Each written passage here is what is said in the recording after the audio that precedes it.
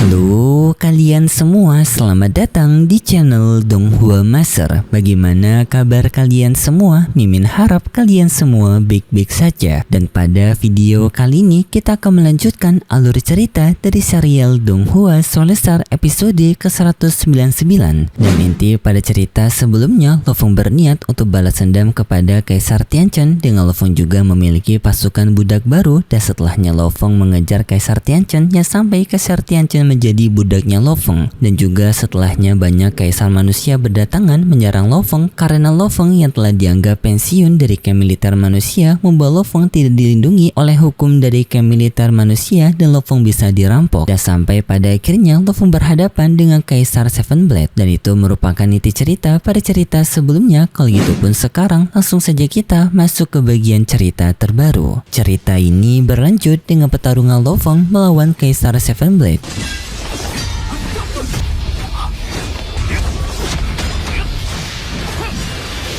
Yang dalam pertarungan tersebut mereka berdua beradu kekuatan dengan sangat cepat. Kaisar Seven Blade berusaha untuk menyerang Lo Fong, tetapi kecepatan Lo Fong dari sayap Xiaonya bisa menghindari serangan tersebut, dan juga peraduan dari serangan mereka berdua menimbulkan efek ledakan yang dahsyat sampai menghancurkan beberapa wilayah dari lokasi tempat mereka berada.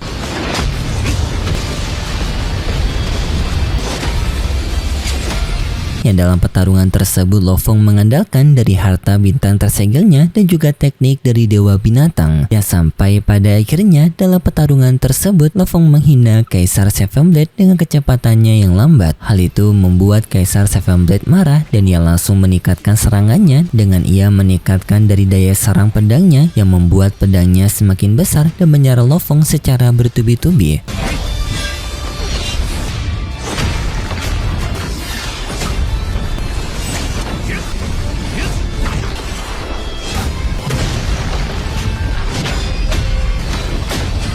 Yang serangan tersebut membuat Lo Fong merasa cukup direpotkan, dan bahkan teknik Lo Fong dari Dewa Binatang dan juga dari harta bintang tersegel cukup kewalahan untuk menangani serangan dari Kaisar Seven Blade. Yang para penonton juga melihat pertarungan itu, mereka mengakui kalau Kaisar Seven Blade lebih unggul dalam bidang kekuatan, tetapi untuk kecepatan Kaisar Seven Blade lebih unggul yang membuat ia mampu menghindari serangan jarak dekat dari Kaisar Seven Blade. Dan juga Lo Fong merupakan penyerang dari jarak jauh yang bertipe spirit yang bisa dibilang pertarungan ini tidak ada yang lebih untung, tidak ada yang lebih rugi. Kaisar Seven Blade walaupun serangannya kuat tetapi serangannya tidak bisa untuk mengenai Lo Fong, dan juga walaupun Lo Fong memiliki kecepatannya tinggi dan menyerang dari jarak yang jauh, serangan Lo Fong masih bisa ditahan oleh Kaisar Seven Blade dengan pedangnya, membuat seperti pertarungan ini tidak ada yang unggul. Tetapi bagi Lo Fong yang menerima serangan dari Kaisar Seven Blade, Lo Fong merasakan dan juga mengakui bahwasanya kekuatan dirinya ternyata masih belum cukup untuk menandingi kekuatan dari Kaisar Seven Blade, dan juga Lo Fong sadar kalau kekuatannya masih belum bisa dibandingkan dengan kekuatan yang sejajar dengan Seven Blade, yaitu seperti Kaisar Full Life dan juga Kaisar Makam Hitam. Dan pada akhirnya mereka menghentikan pertarungan dengan Lo Fong yang memberikan hormat kepada Kaisar Seven Blade, dan setelahnya Lo Fong merubah target dengan menargetkan Kaisar Snowhorn. Kaisar Seven Blade tidak terlalu peduli dengan Lo Fong yang pergi, dan setelahnya Lo Fong langsung menyerang Kaisar Snowhorn dengan teknik cakaran Dewa Binatangnya, dan cakaran tersebut memusnahkan banyak energi anti-ing dari Kaisar Snowhorn.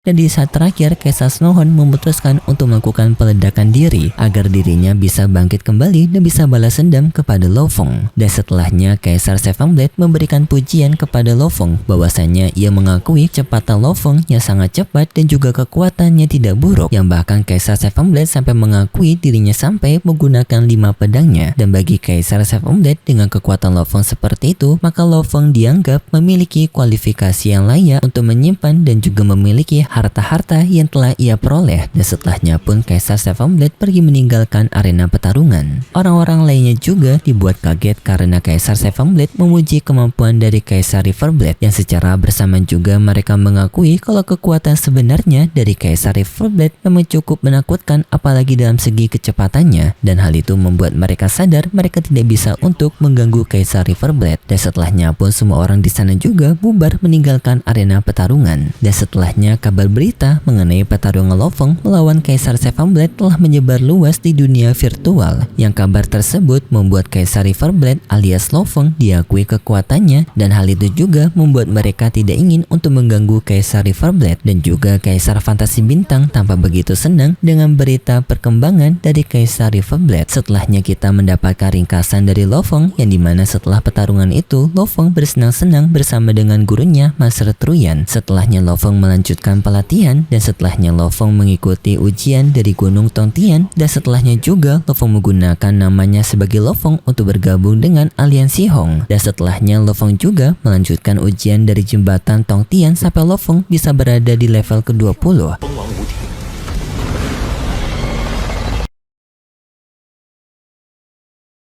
Yang hampir setara dengan gurunya sendiri, yaitu Master Truyan. Yang mohon maaf di bagian ini Mimi sedikit lupa, kalau nggak salah kemarin udah dibahas, tetapi kok di sini ngulang lagi. Tetapi mungkin juga Mimi yang melakukan kesalahan karena salah mengambil informasi. Singkat cerita, Lo Feng mendapatkan laporan dari Babata bahwasannya identitas Lo Feng asli telah diperbolehkan untuk bergabung dengan aliansi Hong. Tetapi Master Kota Premel menyuruh kepada Lo Feng untuk tidak pernah mengungkapkan bahwasannya Lo Feng adalah Kaisar Riverblade, karena jika kedua identitas ini disatukan, yaitu Lo Feng adalah Kaisar Riverblade dan juga Lo Feng adalah Lo Feng asli, maka tingkat pemburuan Lo Feng dari pihak musuh akan semakin besar, yang bisa Lo Feng diburu mati-matian oleh kekuatan-kekuatan besar. Lo Feng menyadari hal tersebut juga sangat beresiko jika identitasnya ketahuan oleh pihak luar. Setelahnya Lo Feng berniat untuk melanjutkan rencananya, yaitu Lo Feng yang berniat untuk mencari pelat logam yang ketiga dari teknik 9 manual jilid, dan lokasi ketiganya juga telah Lo Feng dapatkan dari gurunya Zhou Shan, dan Lo Feng berniat untuk segera pergi ke lokasi tersebut. Tetapi sebelum itu Lo Feng ingin kembali ke bumi untuk bertemu dengan keluarganya kembali.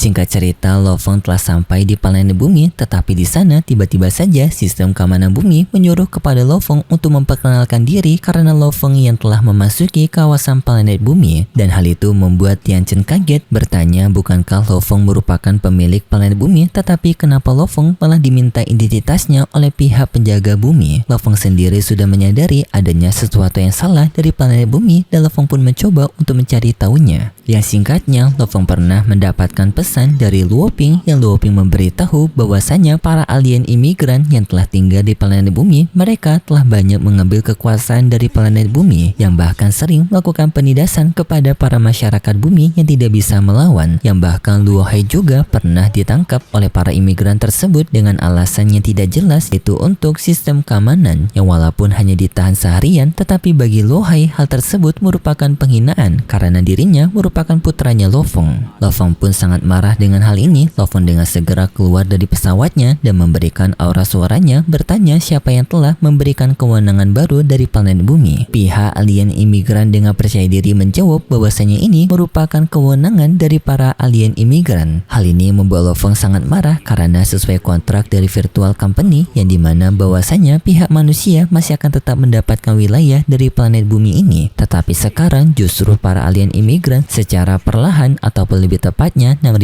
tahun setelah Lo Feng menghilang, para alien imigran ini secara perlahan melanggar aturan dan juga mengikis wilayah mereka untuk memperluas wilayah mereka, yang sampai sekarang telah bertindak sejauh ini.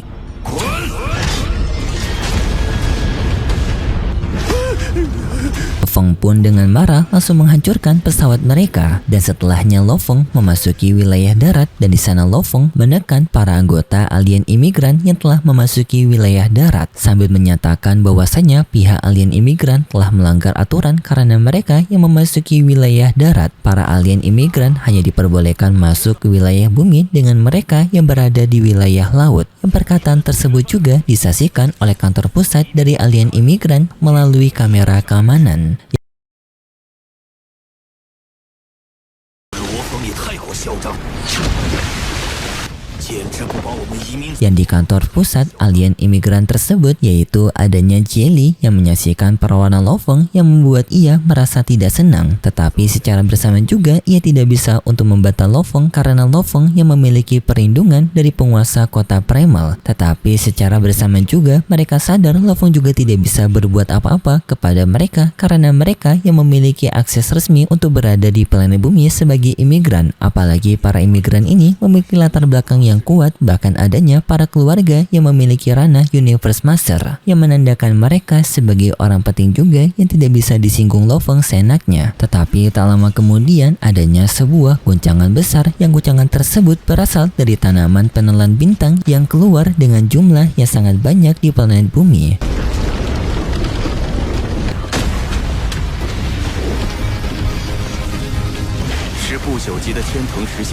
Dan hal itu membuat Jelly bersama dengan para imigran lainnya kaget karena tanaman penelan bintang ini yang sangat kuat, bahkan bisa setara dengan kekuatan dari Ratu Serangga, yaitu Rana Undying Kaisar. Dan setelahnya juga ada pesan dari Lo Feng ke seluruh program dari planet bumi, yaitu pihak imigran dan juga seluruh manusia bisa mendengarnya, yang pesan tersebut berisikan peraturan baru di planet bumi yang dimana pihak imigran dan juga pihak manusia mereka tidak bisa saling terhubung, yang dimana pihak manusia tidak boleh untuk pergi ke tempat dari tenda mengampung pihak imigran dan juga pihak imigran tidak bisa pergi ke wilayah manusia yang berada di dataran, yang jika mereka melanggar aturan maka mereka akan mendapatkan hukuman mati di tempat, yaitu dihabisi oleh tanaman penelan bintang. Hal itu seketika membuat para pihak imigran yang berada di daratan mereka langsung pergi meninggalkan wilayah daratan dengan mereka yang menuju ke tempat dari camp mereka, dan juga pihak imigran mendapatkan pesan bahwasanya peraturan ini berasal dari penguasa kota Primal, yang menandakan Lo Feng telah mengadukan hal ini kepada penguasa kota Primal, dan penguasa kota Primal juga melakukan pengawasan kepada planet bumi. Dan setelahnya Lo Feng menemui Jelly, dengan di sana Lo Feng mengancam kepada Jelly dengan menunjukkan juga beberapa anggota imigran yang telah ditangkap oleh tanaman penelan bintang dan mendapatkan hukuman kematian karena telah melewati batas. Yang di sana Jelly mencoba untuk melawan aturan Lo Feng karena menganggap aturan ini terlalu memojokkan pihak imigran yang tidak bisa memasuki kawasan daratan. Tetapi Lo Feng tidak peduli dan tetap akan menegakkan aturan ini, yang membuat Jelly tidak bisa melawan dan memutuskan untuk mundur dari sana.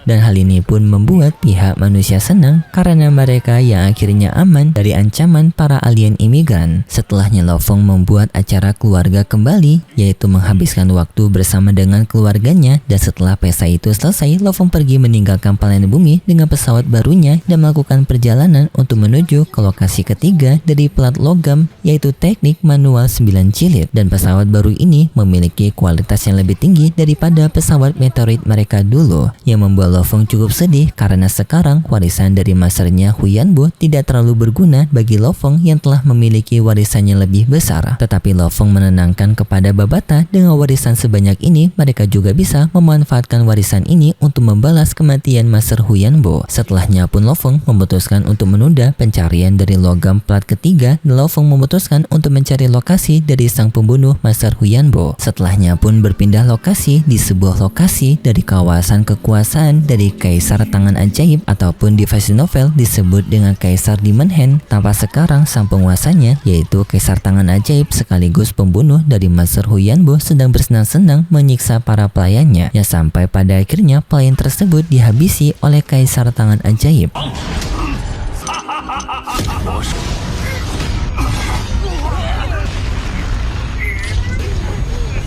Dan setelahnya juga tiba-tiba saja Lo Feng muncul memberikan tekanan kepada Kaisar Tangan Ajaib dan juga menyinggungnya karena ia yang telah menyiksa para pelayannya sendiri. Yang setelahnya Lo Feng juga muncul, dan di sana Kaisar Tangan Ajaib takut kepada Lo Feng, meminta kepada Lo Feng untuk tidak mengganggu dirinya karena di sini mereka berdua yang tidak saling mengenal. Kaisar Tangan Ajaib meminta kepada Lo Feng untuk mengampuni dirinya. Tetapi sayangnya setelah itu cerita dari serial Donghua Soulstar episode ke-199 9 bersambung. Dan untuk kelanjutan ceritanya, kita akan melanjutkannya lagi di minggu depan besok. Dan bagi kalian yang tidak sabaran, bisa tunggu di konten spoiler dari Donghua singkat. Dan seperti biasa, Mimin mengingatkan kalau cerita ini merupakan dongeng fiksi yang hanya bertujuan sebagai penghibur saja yang berasal dari karangan novel. Terima kasih buat kalian semua yang sudah menonton video ini sampai akhir. Jika kalian suka dengan video kali ini, bisa beri like serta subscribe dan sampai jumpa di video selanjutnya. See ya!